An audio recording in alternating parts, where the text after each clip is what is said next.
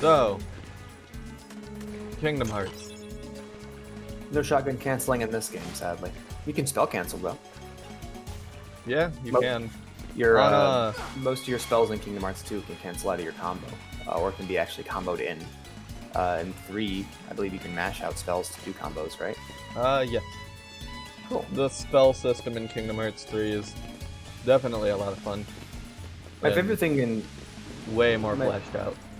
My favorite thing to do on the higher difficulties of 2 are when like you see a bunch of enemies moving in close on you while you're hitting only one enemy, and then just hitting the square button to do that dive attack, which causes the shockwave to knock them back. Yeah. It's kind of like a, oh no you don't, nope, that's not happening. There's, I'd have to look into it, because I don't remember the ins and outs of it, but it's, something they added for, using XP 0 and doing level 1 runs of this game, and it's called damage storage. Oh! And, I think if you attack twice, don't finish a combo, and just keep doing that, you can, store the damage from that final hit combo, and have it be unleashed in a spell. So next time you cast a spell, it'll be super powerful. I think that's how it works. Sounds rad. Yeah. And honestly, I feel like Kingdom Hearts 2 is one of those games that was kind of damaged by its default difficulty. Why do you say that? Because there's a lot of cool shit in that game that you don't actually feel the need to do unless you play on the higher difficulties.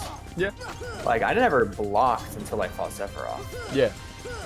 And I used Reflect eventually to beat him, but like, I didn't. I think that's fine though.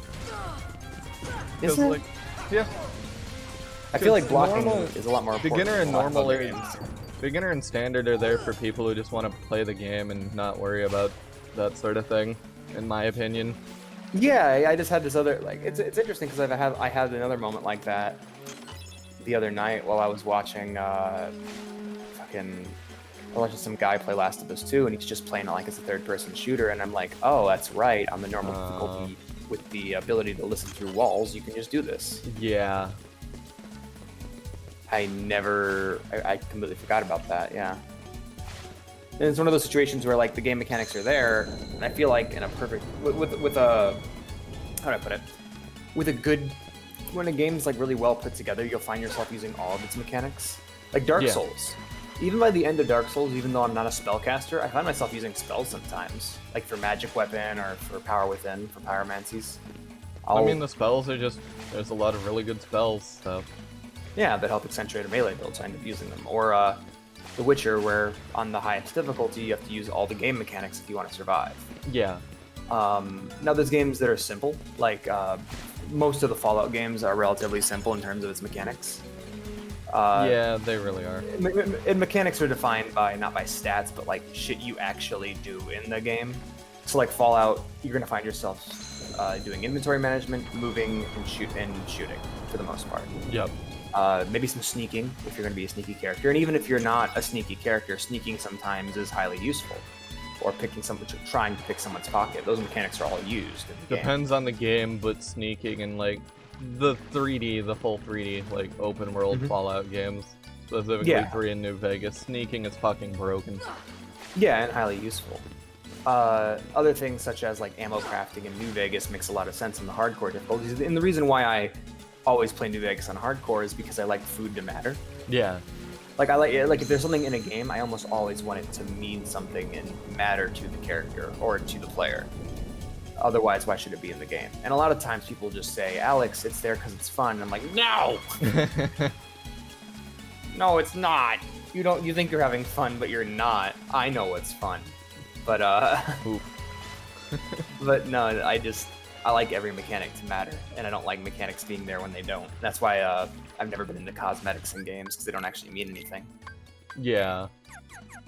Like, I know people that go apeshit over weapon skins, and I'm just like, okay. In terms of that, like, just genuinely not adding anything to the game, I agree. Like, cosmetic items are, I feel, completely pointless. At least in multiplayer games. Like, when I'm playing Iron Sight, why would I ever spend my money on a fucking skin when I can buy a new sight? Yeah. Or a new Or attachment. a whole new fucking gun. Or a whole new gun, exactly. That being said, I feel like a bigger motivator to buy cosmetics is irritation than actually wanting the cosmetics. Because the only cosmetic I really want to buy in Iron Sight is a new character, because the starting character looks like such a dork in that game. Yeah. But yeah.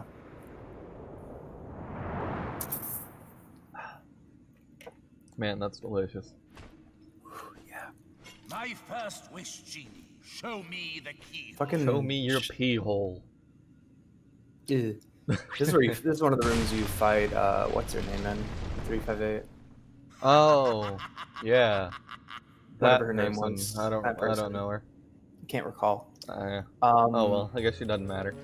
I guess not. So, I don't know when this video is going up, but this is probably going to make it heavily dated. But fuck it. 3 or 4 days ago, they dropped the trailer on Kingdom Hearts Mom, Melody of Memory, and/or Memory of Melody. Whatever. Memory of Mom. And, I watched the trailer. I'm not having Alex watch it because the ending of that trailer Are we talking about the rhythm game? Yes, the rhythm game. Alright, yeah. I haven't seen that. Yeah, and like I said, don't watch it. Heavy fucking spoilers for KH3, so... My opinion is that it looks like a rhythm game, Yes. and, well, it looks like a Chain of Memories type situation, where I think this is going to be a recap, except for some maybe important bits towards the end or spruce through it. Oh, you mean like a recoded situation? Yes. More like recoded than Chain of Memories. I say Chain of Memories because, it's basically just Kingdom Hearts 1 again, with some new things added in, story-wise. But in Chain of Memories, it makes sense because you're revisiting Sora's memories. Yeah, and recoded your simulated data Sora. Yeah. Who doesn't seem to have any existential crisis about himself whatsoever, and is perfectly fine being thrown away when it's over.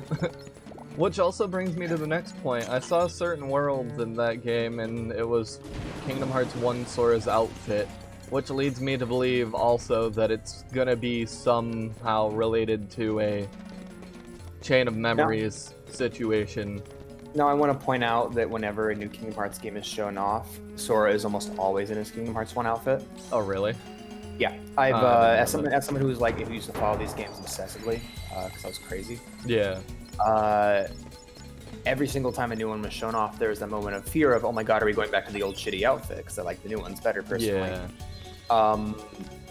But no, every time a new game is shown off, like 3 was shown off with Kingdom Hearts 2 outfit, which was weird, but every single other time a new game has been shown off, it's almost always in the Kingdom Hearts 1 outfit. Oh, okay. Yeah. It's one of the weird things that they do. I think that's going to change. Either that's going to change. It's either going to change, or it's going to be a Chain of Memories situation, or like a recap another one. situation. We've already had 2 recaps of Kingdom Hearts 1, which is a bummer. But I mean, if they're don't going get to me wrong, music, Kingdom Hearts 1 is great, but now let's talk about spin-offs. none of these games are spin-offs. Because I want to talk about the nature of spin-offs and how they should and shouldn't be made. A spin-off should be a game that comes out alongside a mainline game. It should not be the only thing we have to hold us over.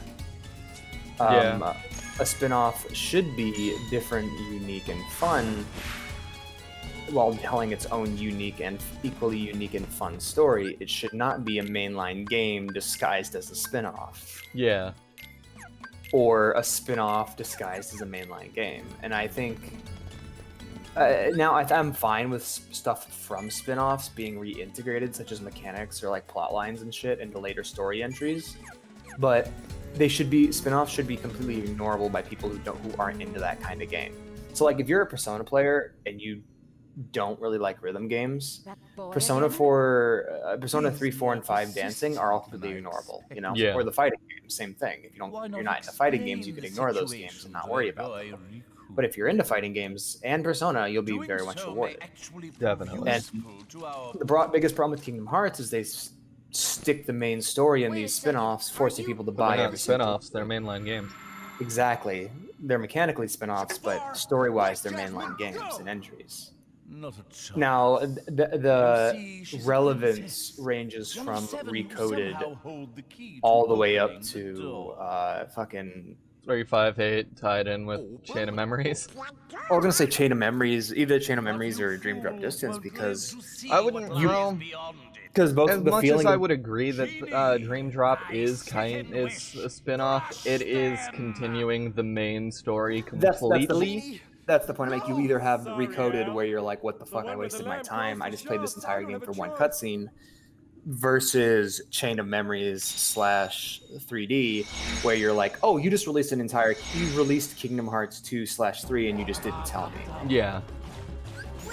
Like, Now, I don't care at this point because it's fucking recoded. It's just a rehash of Kingdom Hearts 1 for the most part. that's why we're not playing it, we're watching the cutscenes. I'll play it. Same with 358. I plan on streaming both of those. Christ, okay. Anyway.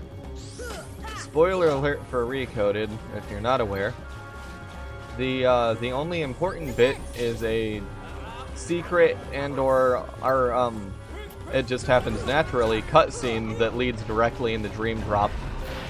Yep. And that's all that matters. Nothing else in that game has a point. Yeah, there's just a single cutscene in the game, and when it comes to story in 358, in Recoded, that's pretty much it. Yeah. 358, actually, I just go down all the spin-offs. Chain of Memories is legitimately a sequel. Should have never been called Chain of Memories. Should have never been released on the Game Boy. They should have made that a proper Kingdom Hearts game and released it on the PS2 and called it Kingdom Hearts 2. What's the next one? Chain of Memories would be the next spin-off, right? You already said Chain of Memories. Sorry, oh yeah, 358 would be the next spin-off. I should have said this lower. 358 is cool, and I like 358 a lot. Gameplay-wise, it's not great, but the story it tells is worth knowing, but it's not necessary. That's why I say it's great for Kingdom Hearts 3, it's necessary, though. Okay, that's why I say it's great to read a comic or watch the movie. Playing the game is less necessary, but you can do it. It's fun. It's fine. But with that, it's like, it's all right. Birth by Sleep's awesome, and it tells a great self-contained story if it didn't get tied in later, you know? Yeah. And then... Well, it didn't get tied in later. It got tied in right within the game itself by having Aqua, Ventus, and Terra meeting the main cast of Kingdom Hearts 1. Yeah, but I mean, those characters don't actually ever talk about that in 1 or 2. It only gets tied in after the fact, is what I'm saying. Yeah, it's true, yeah. You know, like the biggest reason I'm talking about this is there were so many people that when they played through, when 3 came out, and they're like, finally, the third one. There's been all these little weird spin-off games, but I'm ready for the real third entry. Genie. And they're just slapped in the face with this, wait, what? I mean, How that's many fine, games do I though. have to play? Like, I'd feel bad for these people, but for fuck's sake, 1.5, 2.5, and 2.8 came out. By playing those, by those being out, you should have realized that, hey, maybe this actually had a big overarching story that I should have paid attention to. Mm-hmm. If you played 1, 2, and 3, I have sympathy for you, but not a whole lot. They should just name. I think the big problem comes down to Japanese companies don't know how to fucking Naming name video conventions games. are really fucking stupid, I agree. They don't know how to name video games. Nope. Metal Gear Solid 1, 2, 3, 4, all of which are games that connect directly into each other. Here comes Portable Ops and Peace Walker, and here comes 5. I'm gonna play 5. Wait, what the fuck? Yeah. And also, it's not 5, it's V, because it's actually a spin-off. We're just disguising it as a mainline game. Yeah. Metal Gear Rising, this must be a spin-off too, it doesn't matter. Nope, actively continues the main storyline in an interesting way. Oh, yeah, because didn't... No, never mind. I was gonna say, isn't 5 technically a prequel in some aspects? It's an interquel. It's it takes place between 3 and Metal Gear 1. Yeah. Oh yeah, and the transition from Metal Gear to Solid. However, Solid's kind of a soft reboot, and not a lot of what happens in Gear really matters until V. Yeah. Which is another problem. But yeah. We'll get to that more when we get to that, though. Really. suppose so. And then, yeah, like Final Fantasy's been good because every single Final Fantasy game's a fucking self-contained story with little hints and potential connections being in certain games, such as 1, the City, and 14. Yeah. As well as 12. 1, the City, 12, and 14. Like, you can play 12 and enjoy it without playing through the tactics games. Yeah. Travis has. Yep.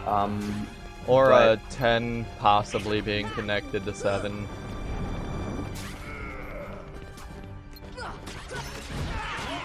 I don't agree with that one. I don't either. I think they just liked the name Shinra and went with it. I think they like the name Shinra, and I think the idea of... I think they just happen to use similar ideas in Death and Rebirth. Yeah. Because the core belief systems of those games are very similar, based on very similar faiths and religions. Yeah. Which is interesting because Final Fantasy VII World's completely... Final Fantasy VII's world is almost completely atheistic. Yeah. Versus Final Fantasy X's world, which is like so influenced by its religions. Definitely, I think is one of the cooler things about 10 is because every time you go to a new place, it's like a lesson on theology. Yeah. I fucking adore that about 10. And 7, it's like everybody's moved on, both from the natural world and from religion itself. Yeah. Basically trying to exert their power and influence over it. Yay! Which is why they say 10 takes place before 7 and leads into 7. Yeah, I could see why it makes sense that they would be involved in a more natural world before the Shinra Corporation and everything. But like, now that I think about it, I think the core religions in Final Fantasy X are afraid of what happened with 7. That could work too, yeah. Because like, with Machina and all that, with the over-reliance on machines. Yeah, you're basically trying to push people away from that so they can stay in touch with the natural world and continue to be influenced by sin. Yeah. And Yevon is a big part of those games. And I guess if when you look at 7, a world in which people are completely out of touch with the planet itself and the natural world to the point where they're actively killing their own planet without actually thinking about the consequences. Yeah. With the main villain being somebody who literally uses entire worlds as vehicles to travel the galaxy. Like Genova is all about that, like fucking belief system of the planet is just a resource. I'm going to use it to gain power, and then I'm going to leave. I'm a parasite, pretty much. Yeah, definitely. Okay, Jafar, back to your lamp. Yeah, bitch, back to your lamp. It's interesting because, like, in 6, returning to the natural world isn't seen as a completely good thing. The Espers all seem very tired, and like they don't really like when you finally make contact with the Espers in 6, it has this vibe of, "Ooh, this is our last chance. We don't actually know what to do. Here, human, do what's best for us," says God. Jafar should have his own episode of Cribs from inside the lamp. I want to see the living conditions. I wonder if it's like a Pokeball, where it's like you're just in this Zen state, you know? Yeah. Or like the tents in Harry Potter. Yeah. But then again, according to Genie, that's probably not the case because of the itty-bitty living space. Itty-bitty living space. It's like a fucking capsule apartment. Yeah.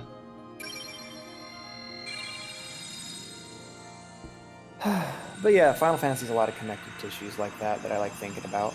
Yeah. Even though 10 was made by a bunch of different people. I think 10 probably has one of the more interesting Final Fantasy worlds to just be in, you know?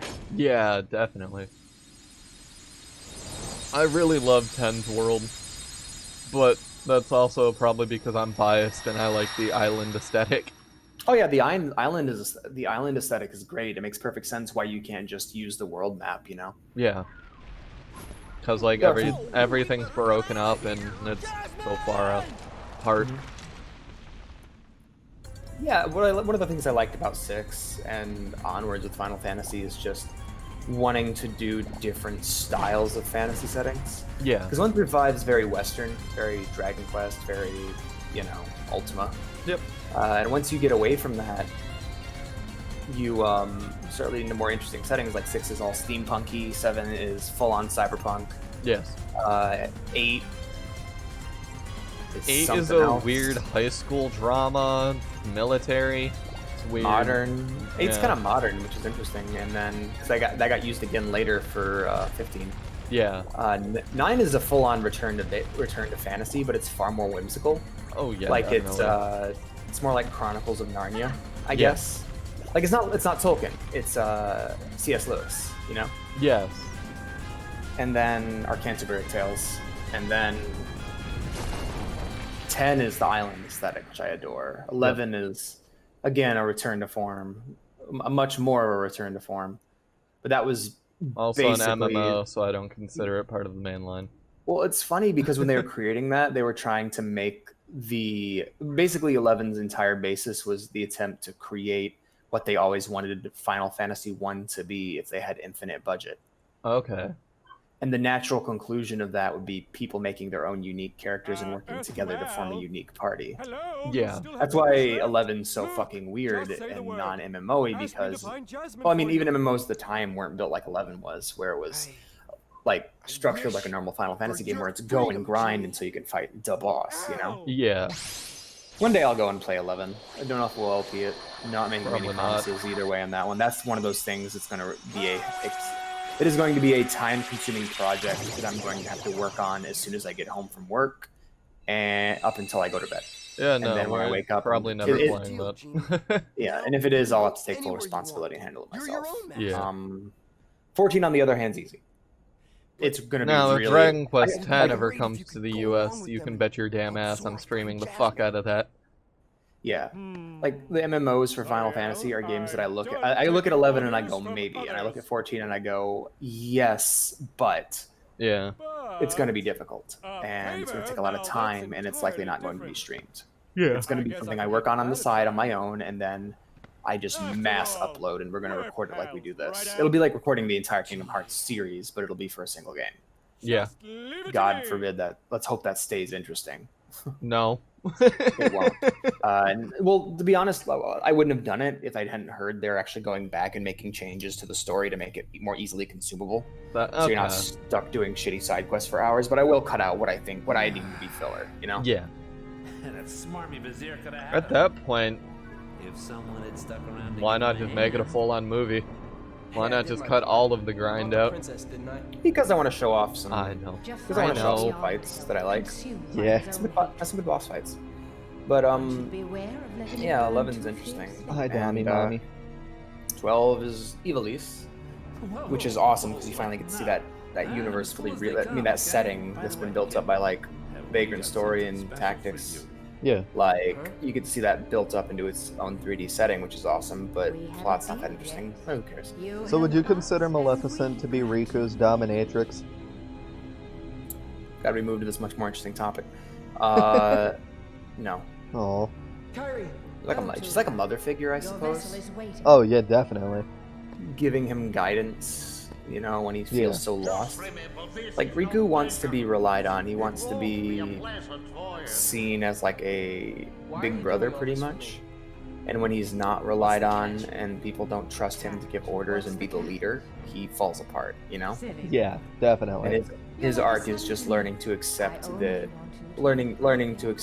even though he wants to help people around him, he's got to learn to take his hands off them and let them do their own thing. Yeah. Like Sora, specifically Sora, that was a big thing in 2. Is like Sora literally like kneeling below Riku and being like, you know, tell me what to do. I missed you so much. Him being that emotionally submissive person and Riku just going, nah, man. Yeah. You can see how much he grows. And Yep. now, since Riku feels as though he's lost that value, he's basically looking for a mother/father figure. We're looking for the end of the episode, so thank you for watching. I hope you have a good day. I won't.